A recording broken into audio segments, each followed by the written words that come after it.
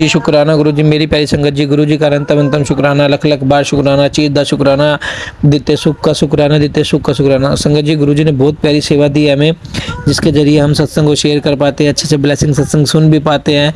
संगत जी, गुरु जी की मेहर है जो इतने प्यारे प्यारे सत्संग को शेयर करवाए जा रहे हैं। संगत जी, आइए सत्संग को शुरू करते हैं गुरु जी के मंत्र जाप के साथ। बहुत ही ब्लेस सत्संग है। ओम नमः शिवाय, शिव जी सदा सहाय। ओम नमः शिवाय, गुरु जी सदा सहाय। जय गुरु जी, शुक्राना गुरु जी। जय गुरु जी, शुक्राना गुरु जी। ओम नमः शिवाय, शिव जी सदा सहाय। ओम नमः शिवाय, गुरु जी सदा सहाय। आज गुरु जी ने मुझे फिर इस लायक बनाया है कि मैं गुरु जी के पावन चरणों में अपने सत्संग बोल सकूं। तो कुछ दो तो पुराने सत्संग पहले के जो मैं भूल गई थी वो मुझे गुरु जी ने याद दिलाया है, और दो अभी के नए हैं। तो मैं जब मैं नई नई गुरु जी से जुड़ी थी तो उस समय मैं गुरु जी का लॉकेट स्वरूप मंगा के और जल प्रसाद लेना मैंने शुरू किया था, उसमें 7 बार डुबो के। तो मैंने ऐसी शौक में अपने लॉकेट स्वरूप 2 3 4 एकदम एक धागे में बांध के रख लिए, जिससे मैं आराम से उनको डुबो सकूं जल में। तो थोड़ा दिन मैंने जब 2-3 दिन उनको जल में डुबोया तो उन सब में काफी जंग सा लगने लगा। मैं समझी नहीं ये क्या हो रहा है, रोज रोज मैं पोंछती हूँ, रोज रोज वही वापस आ जाता है।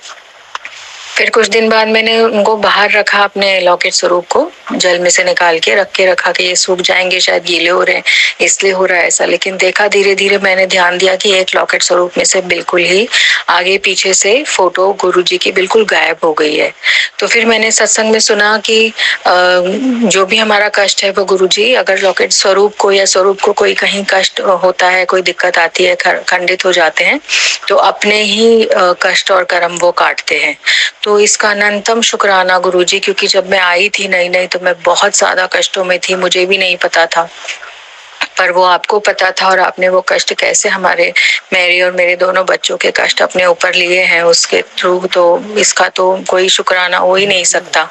और जब मेरी फिर उसके बाद मैं हक्की बक्की तो थी कि ये कैसे हो सकता है कि मैंने 3-4 स्वरूप एक साथ एक धागे में बांध रखे हैं, जिसमें से एक का ही पूरा आगे पीछे से सब गायब हो गया और बाकी सारे स्वरूप का तो वही का वही है, वो आज भी वैसे ही है। सारे के सारे स्वरूप में थे तो बहुत अच्छा मतलब फोटो दिख रही है गुरु जी की, लेकिन बाकी जो एक स्वरूप है उसमें से आगे पीछे में से बिल्कुल फोटो गायब हो चुकी है, ब्लैंक हो चुका है वो। तो ये कष्ट हमारे गए हैं डेफिनेटली, जो मुझे अब समझ में अच्छी तरह आ रहा है। और फिर मेरी शुरू में मार्च अप्रैल में मेरी वकील जो मेरे केस की डेट चल रही है उसमें बुला रही थी मुझे। अब यहाँ से जयपुर से इतना दूर जाने पॉसिबल नहीं था, मैं बार बार मना कर रही थी, पर उसने बोला नहीं अब की बार तो आपको आना ही पड़ेगा। तो मैं बड़ी हिम्मत करके शिव जी से प्रार्थना करके शिव मंदिर जाती थी, और गुरु जी भी मुझे मिल चुके थे, नई नई थी मैं हालांकि, लेकिन मैंने कहा अब गुरु जी मिल गए हैं तो मेरे साथ तो गुरु जी होंगे, तो ट्रैवल करने जाने में क्या डर है। पीछे बच्चों को अकेला छोड़ के जाना था, कोई भी नहीं है जिसको मैं बोल सकूं कि पीछे से भाई बच्चों को देख लेना या क्या है।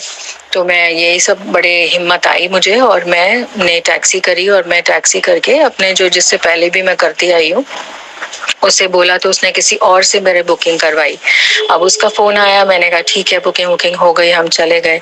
जैसे ही रास्ते में हम दिल्ली पहुंचे तो वो कहता है कि मैडम आपकी तो दिल्ली तक की बुकिंग थी, और मेरे ऊपर से तो फोन आ रहे हैं मेरे जो ऊपर वाले हैं कि भाई इनको दिल्ली में उतारो, आगे मत लेके जाओ। तो वो माना नहीं टैक्सी ड्राइवर, उसने बोल दिया अपने ऊपर वालों को खुद ही मेरे बोलने से पहले कि नहीं मैं तो इनको वहीं तक छोड़कर आऊंगा, अब आधी रात को बीच में दिल्ली उतारूंगा नहीं। तो मैं कुछ समझी नहीं, मैं कहा चलो इनकी आपस की कुछ बातें चल रही होंगी। फिर दूसरा फोन आया, फिर वही बात, फिर तीसरा एक और फोन आया, फिर वही बात बोली, फिर चौथा फोन। मैंने कहा भैया ये क्या चल रहा है, और कोई इतना प्रेशराइज। बोले मैडम ये बुकिंग किसके थ्रू आई थी, क्या था, उसने मेरे से पूछा। तो मैंने कहा हाँ मेरा पहले बंदा था वहां का, मैं उसके थ्रू बुकिंग कराती थी।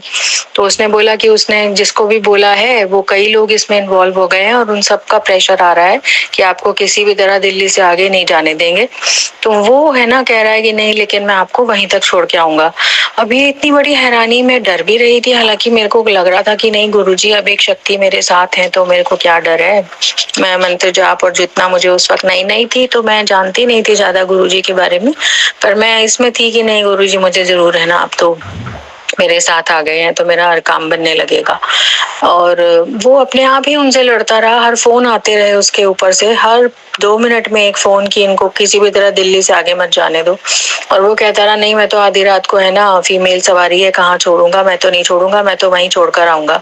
ऐसे बोलता रहा। फिर मेरे को गुस्सा आया, मैंने उसको बोला भैया ये सब नाटक क्या चल रहा है। फिर उसने मुझे फिर से वही बात बताई कि ये ऊपर तक थे, यहीं तक का आपका था, आपको दूसरी करके देनी थी, अब मैं आधी रास्ते में आपको कहाँ उतारूं। मैं भी डर गई सुनकर कि यार ये क्या था, मतलब मेरे को आधे रास्ते में 1-2 घंटा दिल्ली में मैं कहाँ खड़ी रहूं, कहीं जानती भी नहीं पहचानती भी नहीं, और मैं कैसे मतलब वहां से दूसरी करूंगी, मिले कि नहीं मिले। तो मैंने उसको बोला नहीं नहीं भैया ये तो गलत है, मेरी बात कराइए। तो फिर उसने कहा नहीं नहीं आप रहने दीजिए।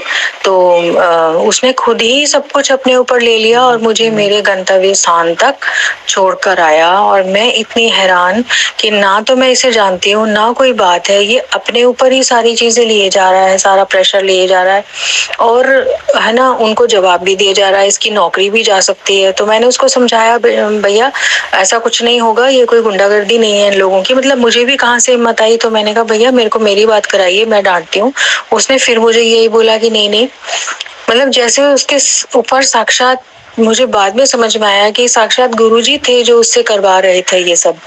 वो मुझे छोड़ के भी आया, बोले आप टेंशन मत लो, बार बार ये कहता आप चिंता मत करो, मैं नहीं उतारूंगा आपको आधे रास्ते, ये लोग ऐसे सवारी को परेशान करते। मतलब वो ड्राइवर होकर के इतना लॉयल्टी, जब मैंने इससे ना जान पहचान, ना मुझे जानता ना कुछ। और फिर लौटते वक्त भी बोला आराम से मैं आपको, मैंने कहा मुझे जाना है, अब मैं रात को ट्रैवल नहीं करूंगी, ये लोग ने बहुत परेशान किया, मैं दिन में ही जाऊंगी अपना काम खत्म करके। कोर्ट की डेट थी तो मैं अपनी फ्रेंड के यहाँ रुकी, उससे मेरी बात हो रखी थी, उसके यहाँ भी मैं बड़े आराम से उतरी और मैंने 1-2 घंटा सोई, फिर जाके अपना करके कोर्ट का काम भी बड़े आराम से हुआ, कोई मचपच नहीं। जो मुझे साइन वाइन करने थे मैंने साइन करे, मैं वापस आई और दिन में ट्रैवल करके वापस आ गई। उसने बड़े आराम से छोड़ दिया, पैसे तो लिए, लेकिन मैं ये हैरान थी कि वो पूरे रास्ते हर किसी से लड़ता रहा मेरे लिए। तो ये वो नहीं था, वो गुरुजी थे जो मुझे सुरक्षा दे रहे थे कि आधी रात को, मतलब मेरे को तो पता भी नहीं, और वो लड़े जा रहा है उनसे कि आधी रात को ये, मतलब मैं तो नहीं, सवारी मुझसे कह रही है कि नहीं मैंने तो वहां तक की बुकिंग करी है, दिल्ली तक की तो करी नहीं है, मेरे को पता है। बोले आपको बोलना चाहिए था सवारी को। खुद ही उसने सारी लड़ाई लड़ ली और मेरे को लड़ने ही नहीं दिया, मुझे बोलने भी नहीं दिया, ना किसी से कुछ कहने दिया। और इतनी मतलब जबरदस्त धमकियां थी उसको, लेकिन फिर भी उसने नहीं सुनी और वो छोड़ के आया। और फिर वापस बोला इनके तो ऐसे ही नाटक है। मैंने कहा भैया तुम्हारी नौकरी भी जा सकती है। बोला कोई बात नहीं।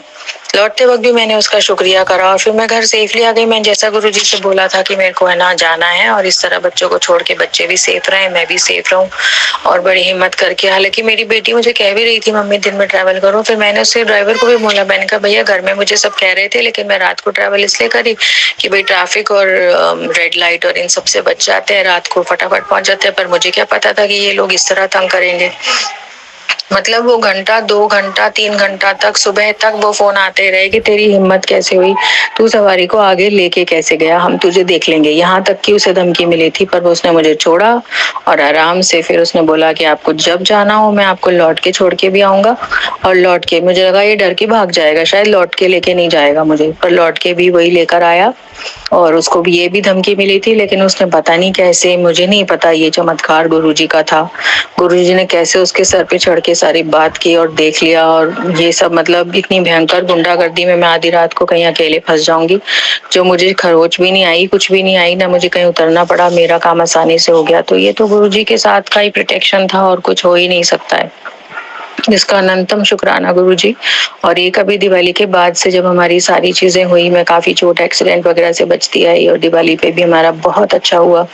उसके बाद बार बार गुरुजी के मैसेजेस आ रहे थे कि कुड़िए तेरे पर चोट का डर है और बीमारियों का है। तो मैंने गुरुजी का जल प्रसाद हल्दी डाल के और तुलसी जी के पत्ते डाल के लेना शुरू करा। मुझे भी लग रहा था कोई प्रॉब्लम तो है, या तो मेरे ब्रेन में है या मेरे पेट में है, कहीं कोई परेशानी है, मेरा कार्मिक चीजें हैं। तो मैं काफी ठीक चल रही हूँ उससे। लेकिन मुझे एक्सीडेंट चोटों से इतना डर लग रहा था, क्योंकि मैं 2-3-4 बार बच चुकी थी, तो स्कूटर चलाने से भी डर रही थी, मंदिर भी जा रही थी तो उबर करके।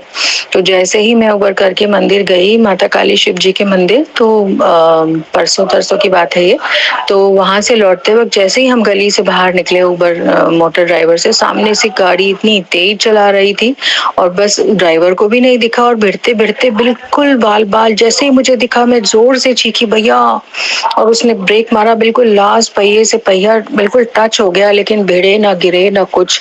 जैसे गुरुजी ने साक्षात मुझे बचाया, और मैंने घर आके बच्चों को बताया कि देखो कैसे मैं मंदिर से, मेरे को अजीब सा डर सा लग ही रहा था, गुरुजी एहसास करा ही रहे थे, और मैंने सारे सत्संग सुन के ही गई मैं कि मेरा कष्ट कटेगा, और वो कैसे कटा, वो होना तो था फिर से कोई बड़ा एक्सीडेंट, लेकिन गुरुजी ने बिल्कुल हल्के से बस जय जय हुई थोड़ी सी उससे कि भाई तुम्हारी गलती और तुम्हारी गलती। मैंने कहा कोई बात नहीं, आप दोनों की गलती थी, आप भी तेज चला रही थी और ये भी ध्यान नहीं दे रहा था, टर्न पे हालांकि ध्यान देना चाहिए।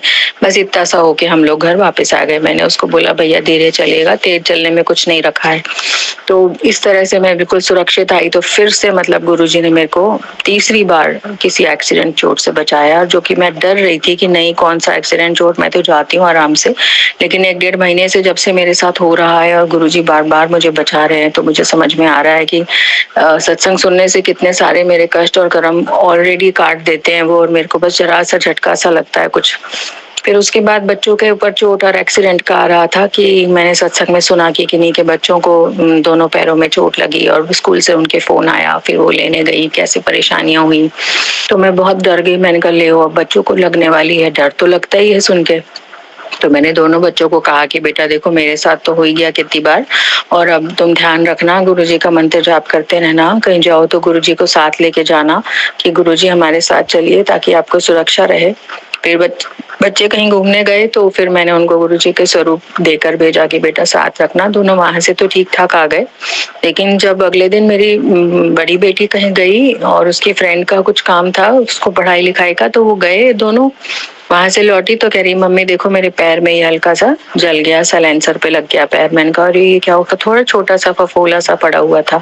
तो मैंने कहा देख बेटा मैं कह ही रही थी कि गुरुजी ने कहा है पैरों पे, और दोनों पैरों पे संकट था, और उनको सत्संग में इतना भयानक लिखा हुआ था टैगलाइन की दोनों पैरों में हो जाएगा और बिस्तर से उठने लायक भी नहीं रहेगी कई दिन तक तेरी बच्ची। तो मैं तो बहुत बुरी तरह से, जिसे कहते हैं ना, डर के मारे लगातार मंत्र जाप, लगातार सत्संग सुन रही, नहीं गुरुजी सुरक्षा करिए, बचाइए हमें, हमारा कोई भी नहीं है, मैं ऐसे किसको बुलाऊंगी, और इतना बड़ा संकट बच्चों पे कैसे। मेरा तो चलो 3-4 बार चोटों से बचती रही, बच्चों को भी बचा लीजिए जैसे मुझे बचाया है। मतलब मेरे मन में जितना भी बातें आ रही थी मैं गुरुजी से अपना डायलॉग कर रही थी, मंत्र जाप सत्संग, मंत्र जाप सत्संग सुनना, मंत्र जाप सत्संग सुनना। और कैसे वो बस हल्का सा उसका जला, और वो भी जलन अब उसकी ठीक है, उसकी फ्रेंड ने अच्छे से कोलगेट पेस्ट और बर्फ वगैरह लगा दी थी, तो वो आराम से घर आई थी खुद चल के। और सत्संग जो मैंने सुना था, कई दिन तक बिस्तर पे चल भी नहीं पाएगी, उठना बैठना भी मुश्किल, इतना भयानक संकट है। तो कैसे फिर से ये संकट भी छोटे पे गुरुजी ने टाल दिया। तो अब मैं और मेरे दोनों बच्चे तो इतना जबरदस्त विश्वास करते हैं ना कि बेटा देखो गुरुजी जो कहते हैं वो होता ही है, उसको कोई काट नहीं सकता, वो पत्थर की लकीर होता है, हमारा कष्ट और हमारे कर्म काट रहे हैं गुरुजी। तो मतलब कैसे बचाते जा रहे हैं। और सत्संग सुनते सुनते सुनते सुनते कई बार मुझे ये भी लगा कि मैं कब तक सत्संग ही सुनती रहूंगी, कुछ और काम कर ही नहीं पाती हूँ।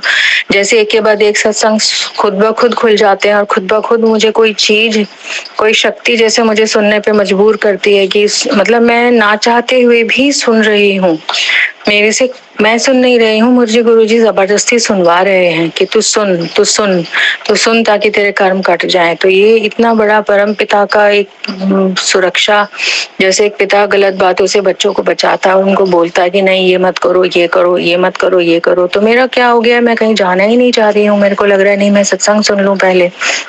तो पहले तो गुरुजी ने जबरदस्ती सुनवाई, लेकिन अब इतनी बार हो गया, इतने हादसे, चोट लगने से बची 2-3 बार, अब ये तीसरी बार तो मेरा हो गया, बच्चे बचे, आग लगने से बची, मेरा सारा नुकसान, घर में कोई हादसा नहीं हुआ किचन में, वो भी मैंने गैस की लीकेज पकड़ ली। तो सारी चीजें हुई हैं, तितली का मरना और ये सब चीजें होने के बाद तो गुरुजी जो कहते हैं वो पत्थर की लकीर होता है, बस किसी तरह से सुनकर सह लीजिए और सुनते रहिए सत्संग। सत्संग सुनने से ही कर्म कटवा देते हैं। हैं, ऐसा ऐसा भगवान, ऐसा गुरु और कहाँ मिलेगा कि आप, वरना कर्म काटने के लिए तो कोई रास्ता ही नहीं होता है, कर्म तो सहने ही पड़ते हैं। हर भगवान, हर जगह मैंने यही देखा है, यही सीखा है कि पूजा पाठ प्रार्थना, तो मेरे को यही लगता है कि जो भी मैं बच्चों से शेयर कर रही थी कि बच्चे पूजा पाठ प्रार्थना कभी खाली नहीं जाती। सत्संग अगर मैं सुनती हूँ, सारा दिन बैठी तो मैं दिखती हूँ, तो क्योंकि मेरी छोटी बेटी को लग रहा था आप तो सारा दिन यही सुनती रहती हो, तो मैंने कहा बेटा ये सुनती हूँ तो उसके पीछे बहुत बड़ा रीजन है जो गुरुजी मेरे से करवा रहे हैं। कष्ट कर्म हमारे कट जाते हैं इससे। और कैसे छोटी सी, अब वो आराम से कॉलेज जा रही है, घूम फिर रही है, कोई पैर में जरा सा जला है उसके, तो ये कितनी बड़ी शक्ति है जो गुरुजी के अलावा कोई नहीं कर सकता, कोई नहीं कर सकता था। कोई हमें हमारे कर्मों से नहीं बचा सकता था। कर्मों की कोई बख्शीश नहीं होती है, कर्म सहने ही पड़ते हैं अपने पिछले जन्म के, इस जन्म के। तो मैं परमपिता के चरणों में सिर्फ इतना ही बोलूंगी, हे परमपिता, मेरे जो भी माड़े कर्म हैं, जो भी मेरे मन वचकाए से मेरे से किसी का बुरा हुआ है, मैंने बुरा सोचा है, हालांकि सोचा है, हुई है मुझसे गलतियां। 1-1.5 महीना पहले से मुझे अपने कुछ रिश्तेदारों पे, जिनकी वजह से ब्लैक मैजिक से हमारा घर टूटा, सब कुछ उजड़ गया, तो वो मुझे बहुत गुस्सा आ रहा था कि वो कैसे हमको इतना उजाड़ के वो लोग खुश हैं। और मेरे मन से काफी बद्दुआएं, गालियां भी निकल गई थी, हालांकि वो नहीं निकलनी चाहिए थी, मुझे भी पता है। लेकिन मैं गुरुजी से कह रही थी, गुरुजी मेरे से कंट्रोल नहीं हो रहा है, प्लीज आप कंट्रोल करा दीजिए, मैं नहीं चाहती ऐसा करना। मालूम नहीं क्या है, ब्लैक मैजिक है। दिवाली के आसपास भी मैंने काफी हैवीनेस फील की, लेकिन जैसा गुरुजी ने बताया था, दीपक जलाते जलाते मैं उस पूरे संकट से बाहर आ गई। और वो कोई भी संकट हमारे ऊपर नहीं आया, गुरुजी ने नहीं आने दिया। और अब ये कष्ट इस तरह से छोटे पे कटा है, तो ये भी अनंतम शुक्राना गुरुजी। शुक्राना तो खैर बहुत जो आप हमारे लिए करते हो, एक पिता अपने बच्चों के लिए करता है, वो तो बाद में ही बच्चों को समझ में आता है। तो हमारी नादानी मूर्खताओं के लिए हमें क्षमा कर दीजिए। और जो लगातार मैं आप पर प्रश्न उठाती हूँ कि मेरे साथ बुरा करने वालों का आपने ये क्या किया, और उनका तो ऐसा लगता था जैसे वो तो खुश है, मजे में है, लेकिन ऐसा नहीं है। परम पिता अपनी शरण में सबको लेके बैठा है, हमें भी और जो हमारा बुरा कर रहे हैं उन्हें भी। वो डिसीजन लेंगे ना, डिसीजन हमारे हाथ में नहीं है। जो हमारे साथ हो रहा है वो हमारे माड़े कर्म है जो हमें सहने पड़ेंगे, और जिसने हमारे साथ किया उसके कर्म गुरु जी देखेंगे। तो वो हम जब खुद ही खुदा बन जाते हैं ना कि हम देंगे उसको सजा या हम बदला लेंगे, तो मुझे लगता है शायद वही गलती मैं कर रही थी। इसके लिए मुझे क्षमा कर दीजिए गुरुजी, और मैं चाहती हूँ कि मैं आइंदा ऐसी गलतियां ना करूं जिससे आपको मेरे कष्ट उठाने पड़े। गुरुजी मुझे क्षमा कर दीजिए। बस अब अगले सत्संग की तैयारी करती हूँ। ओम नमः शिवाय, शिव जी सदा सहाय। ओम नमः शिवाय, गुरु जी सदा सहाय। जय गुरु जी। शुक्राना गुरु जी, अनंतम कोटि शुक्राना आपके पावन चरणों में गुरु जी। इसी तरह अपने चरणों में बस मुझे लगाए रखना कि मैं लगी रहूं किसी तरह मरते दम तक। आपके कदमों की, आपके चरणों की भक्ति नहीं छूटे बस मेरे से, इतना तो रह जाए। रहम मालिक मौला मुझ पर रहम कर। जय गुरु जी। शुक्राना गुरु जी। संगत जी आप भी अपना सत्संग हमारे साथ शेयर कीजिए ताकि गुरु जी की ब्लेसिंग आपको भी मिले और हमें भी मिले। जय गुरु जी। शुक्राना गुरु जी। चैनल को सब्सक्राइब कीजिए, बेल आइकन को प्रेस कीजिए ताकि न्यू लेटेस्ट सत्संग की जानकारी भी आपको सबसे पहले मिले। जय गुरु जी।